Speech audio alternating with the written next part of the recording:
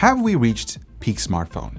As in, have smartphones become as good as they're going to get right now, or at least until there's some kind of massive leap forward in technology?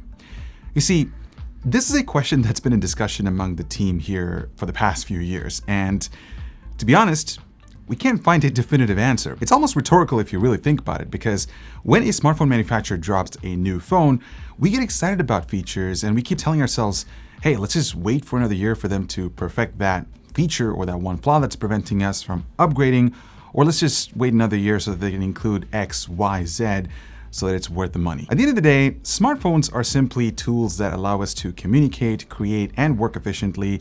It's basically a mini computer that you carry around in your pocket, and it's awesome. The phone that you're using to probably watch this video is probably good enough for the tasks that you do. But where does it go from here? Because there's one thing that I've noticed in the past few years, and that's smartphones have become less and less exciting because, for the most part, it's just a spec refresh with a slightly higher or about the same price tag compared to its respective predecessor. I guess the real question that needs to be answered is, do we need anything more from a smartphone, or are we expecting some game-changing feature that will reinvent the wheel? So in this video, I'm going to go through every single aspect of what defines a smartphone and analyze what's important and what's not, because at the end of the day, you want to make sure that you're not subscribing to the marketing points or the flashy features, but instead appreciate the experience of using a device. And the first thing to discuss here is the display, because it's the part that you're interacting with every single day to text, consume, and share. And the best ones out there have adapted either AMOLED or OLED technology that produces rich colors and deeper blacks. Now, I'm sure you've heard those terms every single time when you watch a Samsung smartphone review or an iPhone review. Now, this technology has been around for years and it works really well. I'm actually going to use this Galaxy S22 as an example here because it actually has a 1080p dynamic AMOLED screen with a 120Hz adaptive refresh rate, and it's fast and responsive, it's gorgeous, I can't really complain about it. But guess what? The Galaxy S21 from last year has the same display, and so does the S20 from the year before. So what really did change? Well, nothing except for the screen size. Now, if we look at the Ultra models or the more expensive Android phones out there, sure, they might have increased the peak brightness level by an extra 10% or tweaked the touch sampling rate by 2x, but in reality, the basics have still remained the same, and these slight improvements don't really make a huge impact. Also remember that increasing the refresh rate of a display can significantly impact battery life, which is why a lot of manufacturers have implemented some sort of adaptive technology to cycle between 60 Hz and 120 Hz. Imagine if you can get a phone with a refresh rate of 240 Hz. That's just going to kill your battery life in less than a day. So manufacturers can either choose to leave it that way or increase the battery size, which is also going to increase the thickness of the phone to keep up with that spec. It's almost like they're giving you what you really want, but then taking away another important feature that you also really want. Speaking of specs, this is also another area that has become a bit more stagnant in the past few years. Now, I need to confess that I was crazy about having the fastest chip on my phone, and benchmarks did matter to me. But that was either 5 years ago, because I was able to tell the difference between a $300 to $500 phone and a $1,000 flagship phone. But that gap has narrowed in the last few years. We've been seeing brands pair a well-balanced chip with a good-sized battery to give you a satisfying experience. Samsung does that with their Galaxy A series. Motorola does that with their Moto G family, and the formula is working really well. Let's shift gears to the flagship side, because while having a fast and efficient SoC is important, keep in mind that it doesn't turn obsolete 1 year later. It's still more than capable enough to drive applications and keep up with today's standards. Chipset manufacturers like Qualcomm, Samsung, MediaTek, and even Apple showcased a performance increase from one generation to another with every single smartphone launch.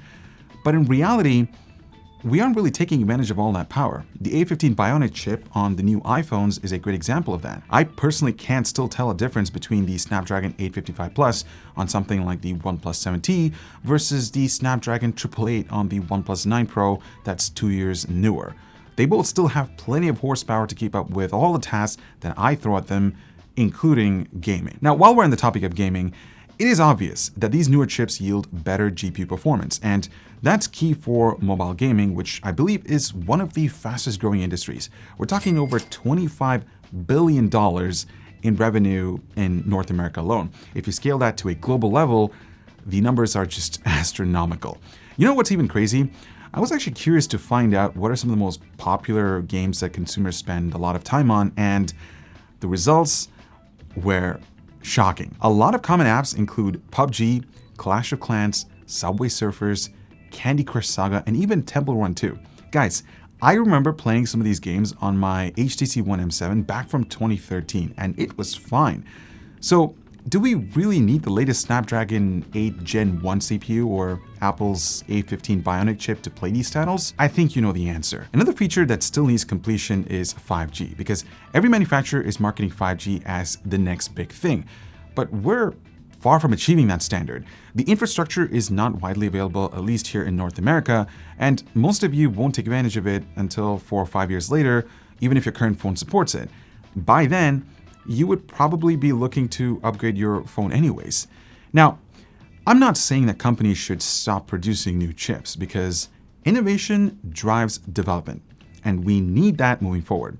The hardware that we have access to at the moment is what enables developers to build next generation applications. And honestly, I'm looking forward to what the future has in stores. I should also mention that sometimes a spec upgrade from skipping a generation or two could be rewarding. Some brands do implement faster charging technologies, slightly improved battery life, and a good camera experience. This is where I would spend a bit more time researching to make sure that your money is well worth the upgrade. Now, before I continue this discussion, let's pay some bills. Silence the fan noise, the coil whine, the pump speed with this, the SATA Q1, a mid-tower with proper sound dampening all over the place and spacious interior for all the massive components. Ooh, the power of silence. Check it out below. Okay, so next up, let's talk about cameras on smartphones. I still believe that Google's Pixel 2 series was a revolutionary step in smartphone photography. It set the benchmark for the best camera on a smartphone, and we slowly start to see the competition catch up with Pixel's quality every single year.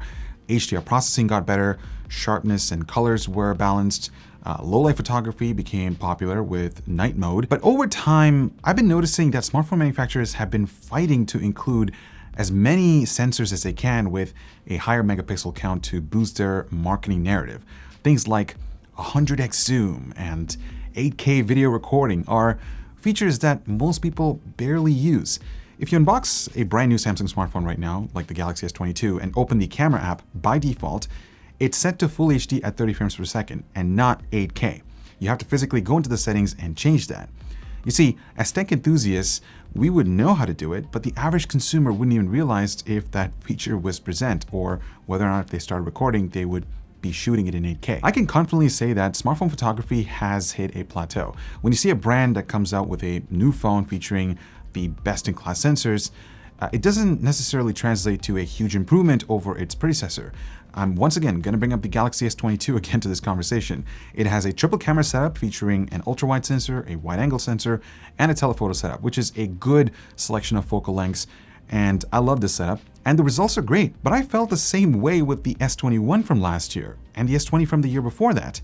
You just can't take a bad photo with either of those phones. If you spent $1,000 on a phone a few years ago, it's probably gonna be just as good as today's $1,000 phone. Another area that seriously needs improvement is the camera experience. A lot of manufacturers spend the majority of their keynote presentations talking about X amount of features to a phone, but they end up forgetting about the core experience of using the camera app.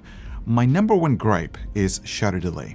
It's absolutely ridiculous on Android smartphones these days, like the Pixel 6 and the Galaxy S22. On iPhones, the experience is much better and fast.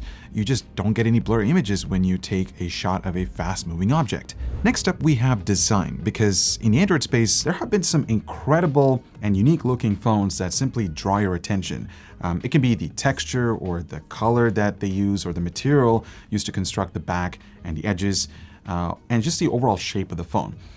But if you look at the major players like Apple and Samsung, their designs with modern flagships have become a recycled version of its previous generation.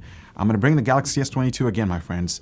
From a distance, it looks exactly like the Galaxy S21. The iPhone 13 Pro, from a distance, looks like the iPhone 12 Pro unless you examine these devices closely and notice the edges being a bit sharper and the camera housing a bit expanded. Oh, and let's not forget, Brands love to experiment with colors to make their lineup stand out. But let me ask you this. How many of you throw a case right after you get a phone? Like a brand new phone? I certainly do, and I'm sure most people watching this video do the same thing as well.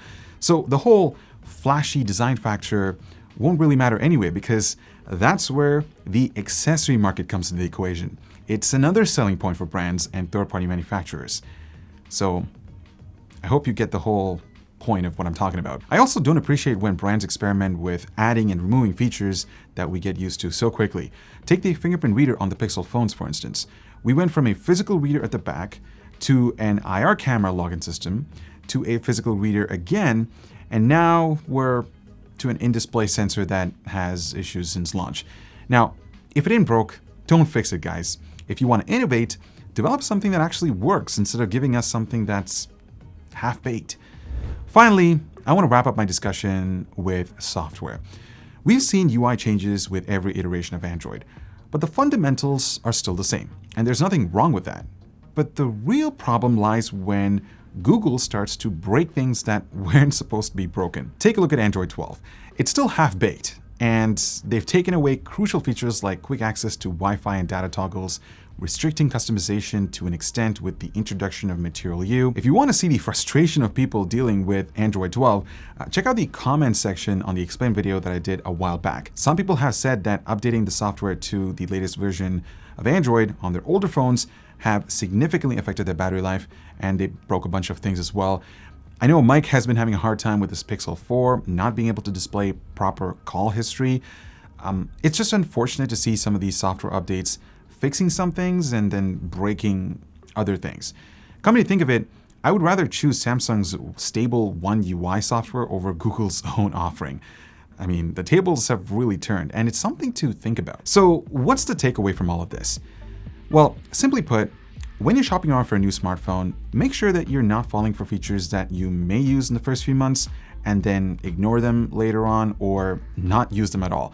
With today's technologies and even what's coming in the next few years at least, we won't really see the giant leaps we saw between 2016 to 2020. So mid-level phones, which tend to get features from previous years, are sort of catching up and will continue to catch up too. Once again, a great example is the Samsung A series, or even how well the iPhone 11 and 12 stack up to the newest versions. I mean, even the iPhone SE is still a decent little phone. I should also mention that while foldable phones are slowly entering the horizon, there is that risk factor about long-term durability that you might want to consider. Sure, it's flashy and totally different, and I love the fact that it's something innovative, and it could change the smartphone industry in the next 10 years, provided it becomes more accessible to consumers. Hopefully, in the next few years, we could see improvements in battery technology, display tech, AI that makes current features work better and efficiently, and a whole lot more. There is a lot to be excited about, guys, and I'm looking forward to revisiting this topic 10 years later. On that note, thank you so much for watching. I hope you were able to take away something from this video. And again, I want this to be a discussion piece. I want to pass over this conversation with you guys. Let me know your thoughts on this whole topic of have we reached that peak smartphone? Because, I would really like to know what you guys think about the current smartphone market, or at least just the way how things are for the past few years. I'm Igor with Canucks. Thank you so much for watching, and I'll talk to you guys in the next one. Oh, and spend responsibly.